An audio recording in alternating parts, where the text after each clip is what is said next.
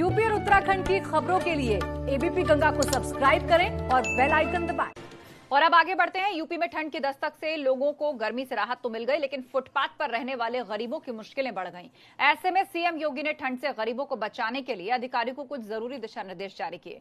CM ने राहत आयुक्त कार्यालय को प्रदेश में रैन बसेरों की व्यवस्था करने के निर्देश दिए। साथ ही साफ कर दिया कि 3 दिन में रैन बसेरों की सुरक्षा, साफ सफाई के प्रबंध करते हुए उन्हें स्थापित किया जाए। रैन बसेरों में गार्ड की व्यवस्था हो। नगर मजिस्ट्रेट, तहसील स्तर पर तहसीलदार और थाना स्तर पर थानाध्यक्ष ये सुनिश्चित करें कि फुटपाथ पर सोए लोगों को रैन बसेरों में पहुंचाया जाए। कंबल वितरण, अलाव जलाने के लिए सभी प्रबंध अभी से कर लिए जाएं, जिससे जरूरतमंदों को वक्त रहते राहत पहुंचाई जा सके।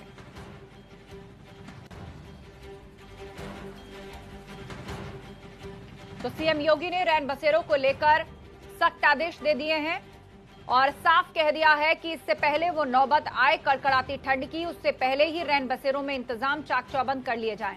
मोहम्मद मोइन से इस पर अपडेट लेते हैं। रैन बसेरों को लेकर सीएम सख्त हो गए मोइन, और उन्होंने प्री प्लानिंग पे जोर दिया है। ऐसा नहीं है कि कड़कड़ाती ठंड आ पहुंची और कोई फुटपाथ पर ठिठुर रहा है। रैन बसेरों में सुरक्षा की व्यवस्था नहीं है, वहां बेसिक सुविधाएं नहीं है। पहले से ही सब चीज दुरुस्त रखा जाए और जिम्मेदारी थानाध्यक्ष और नगर अध्यक्ष की तय की गई है।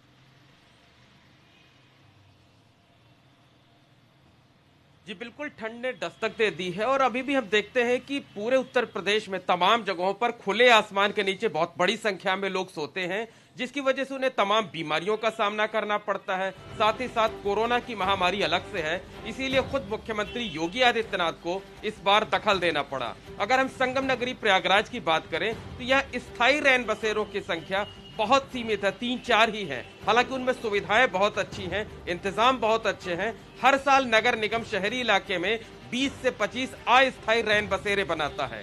लेकिन एक विडंबना है, विडंबना यह है कि चाहे स्थायी रैन बसेरे हों चाहे अस्थायी रैन बसेरे हों, उसमें लोग जाते नहीं हैं। इस वक्त जहां हम खड़े हैं वो जीरो रोड बस स्टेशन के बाहर का इलाका है। आसपास शॉपिंग कॉम्प्लेक्स है, इलेक्ट्रॉनिक्स मार्केट है, बहुत बड़ी संख्या में, यानी ये पूरा मैदान जो है ये खचाखच भरा रहता है। लोग रात में यहाँ खुले आसमान के नीचे लेटते हैं, लेकिन जो रैन बसेरे बसाए जाते हैं उनमें लोग नहीं जाते हैं। तो प्रशासन के सामने एक बड़ी चुनौती इस बात की भी होगी कि स्थायी अस्थायी रैन बसेरे बना लेना, उनमें सुविधाएं मुहैया कराना ही जरूरी नहीं होगा, बल्कि जो लोग सड़कों पर, पार्कों में, मैदान में खुले आसमान के नीचे सोते हैं उनमें इस तरह का विश्वास पैदा करना होगा, उन्हें इस तरह का भरोसा दिलाना होगा कि वो स्थायी रैन बसेरों में जाएं, वहां की सुविधा का फायदा उठाएं और वहां उनसे कोई पैसे नहीं लगते हैं। तो ये एक बड़ी चुनौती होगी कि सिर्फ अस्थायी रैन बसेरे तैयार कर देना या सुविधाएं बनाना ही नहीं, बल्कि लोगों को वहां तक ले जाने की भी होगी।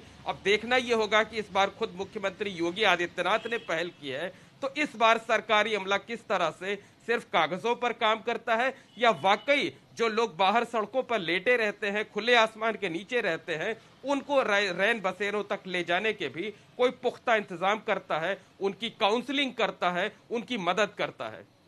जी हाँ, बिल्कुल। और जिस तरीके से जिम्मेदारी तय की गई है उसको कितनी शिद्दत से निभाते हैं अधिकारी, क्योंकि सीएम योगी ने साफ कह दिया है कि कोई भी फुटपाथ पर ठिठुरता हुआ ना पाया जाए। उन्हें रैन बसेरों में पहुंचाने की जिम्मेदारी भी अधिकारियों की होगी। बहुत बहुत शुक्रिया मोइन अपडेट के लिए।